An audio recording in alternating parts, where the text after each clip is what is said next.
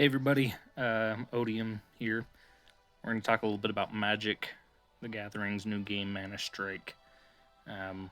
Main reason for this is they're doing a content creators thing, giving people a bunch of gold to do some videos. So the first thing that we're going to do here is we're going to check out the leaderboard. Now, in a game like this, it's really hard to balance anything. But as you can see here, a lot of the same heroes in this lineup. Alright, so we got a lot of Garrick, a lot of Tez. Okay, so this build here, and we got the Tez build here. So I'm going to show you those two builds here. I like to play Angrath. He's severely underpowered right now. Just his hero in general until Manastrike hits. So let's actually do an Angrath first.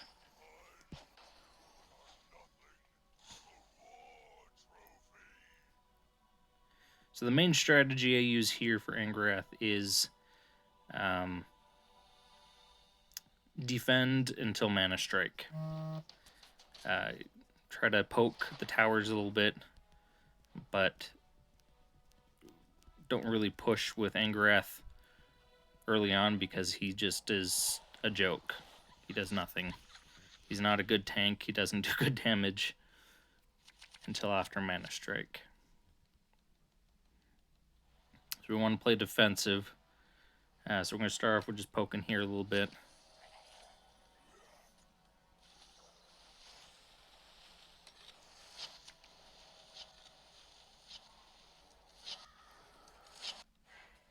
Alright, so it looks like we're going to get a Reaver Demon up here, so let's get a defense ready for that. Couple ground units.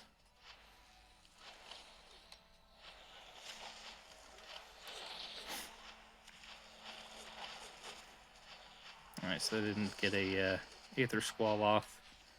They even have one, so that was actually pretty good. We can get to a 4, we'll poke up here on top with our warrior tanking just a little bit. Gives a couple extra hits.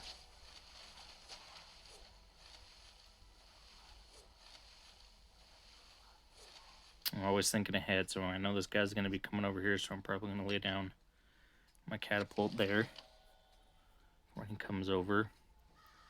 We're going to get another Reaver Demon here, bottom. Let's prep our defenses. Yep, move him to the top. That was a good play. I'm going to pop my hero here as a distraction. So my tower can hit the Reaver Demon with the Reaver Demon not hitting the tower. So I've got 2 pushing down here, so I'm going to pop my poker. Try to save my tower here. Might be a lost cause. Alright, so we got his bottom tower.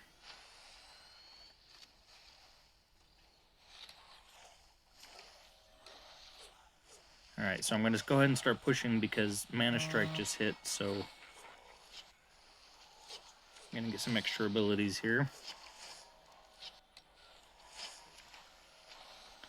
Go ahead and pop a Planeswalker again.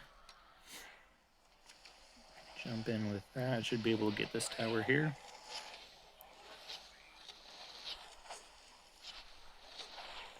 So the thing is, comparing Angrath and Tezzeret here for a second. So they both only attack ground, and they both have a stun ability. The difference is Tez also does AoE attacks, and he has his little AoE air dude on top of that. So, I mean, as far as hero balance goes, it doesn't really exist right now. It's kind of sad to say.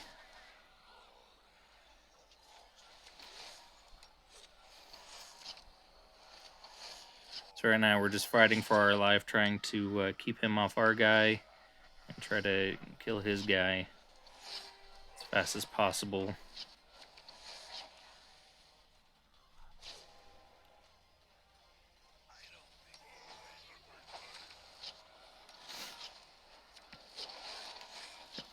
of us can kill.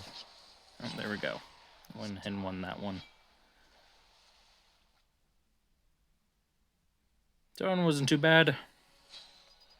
Still ranking up. Last season I was 3,000 something. I hit rank 102. So to talk about these popular builds and why they're so popular, it's not necessarily the builds, because there's other black and green heroes, right? It mainly involves the Planeswalker, in my opinion, at least. So Garruk here, he summons 2 boars. The boars charge right after towers, guardians. He also has a his ability is an AoE pushback damage. Also cannot attack air.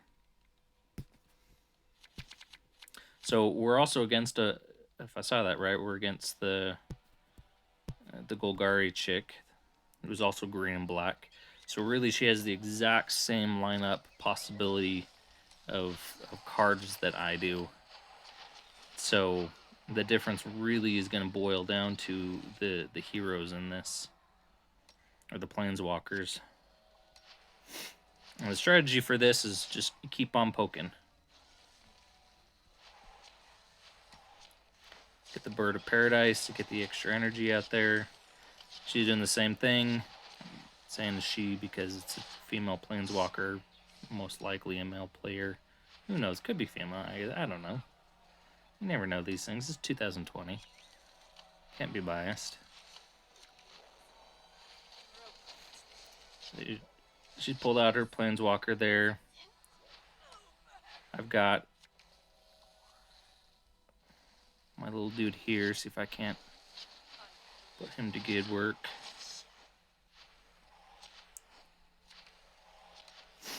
Get a little push coming on bottom. Defend that with a catapult. Throw a spider in there as well. She's really doing work on my top tower.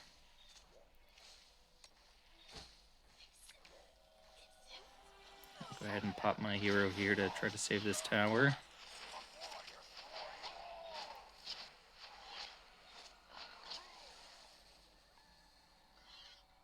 So the spider on bottom only has 1 hit, so I'm not too worried about that. Always pop the Bird of Paradise. Free unit. Gives you free mana, essentially. I'll wait and see what happens here. Looks like a push coming bottom, so we'll defend that. And Manastrike. This is where Garruk really shines. He doesn't change on Manastrike, but because of the build, you can just literally spam the crap out of all of your units. So I got my top tower there. Trying to break through this line. And send my dude through to the back. Try to get the hits in. Gotta at least get this tower if I'm gonna stay in the game here. Got my hero up on the front line.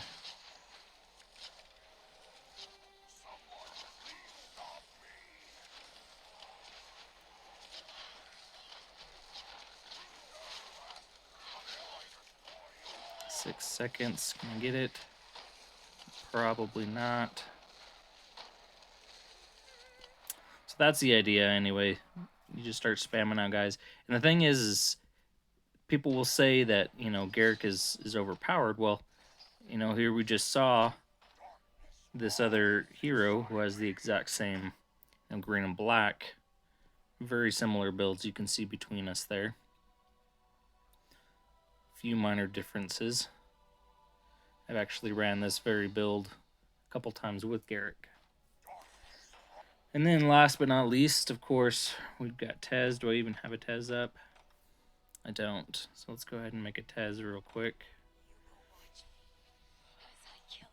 And Tez as a hero is really, really strong.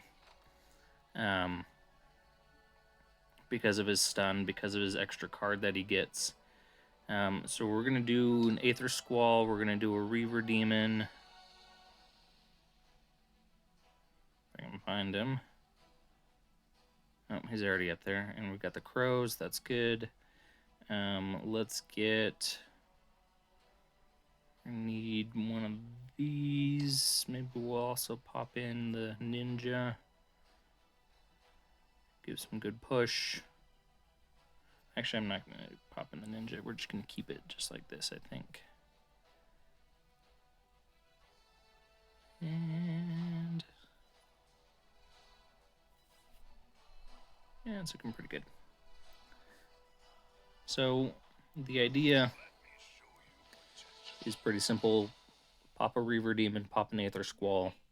In my opinion, the big winning strategy for Tez is the split push.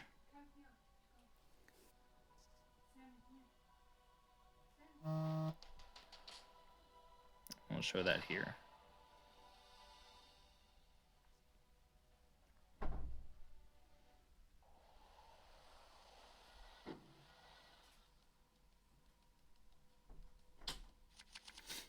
Alright, so we've got a good Reaver Demon lineup here at the start. Wait till we got all of our mana. Pop our Reaver Demon.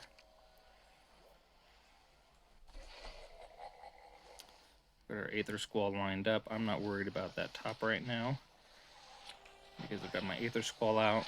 So his pull does a stun, which is awesome. Plus he's got this other card here.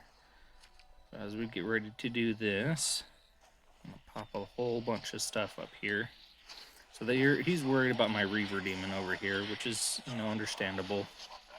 But my main push is over here on the top. She actually handled that really well. So, I'm going to go ahead and do this again. And that spider is just tanking. I'm going to put the Reaver Demon up here, see if I can't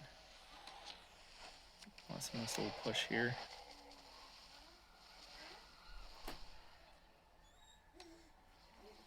Pop this down here. He's going to get slowed by that field. And I'm going to actually come with... so see, he's popped his hero down there. Now his hero's stuck down there. Alright, so I can go ahead and pop my Aether Squall up here. Pull everybody in. Get that extra card running. That's going to be that top tower for me.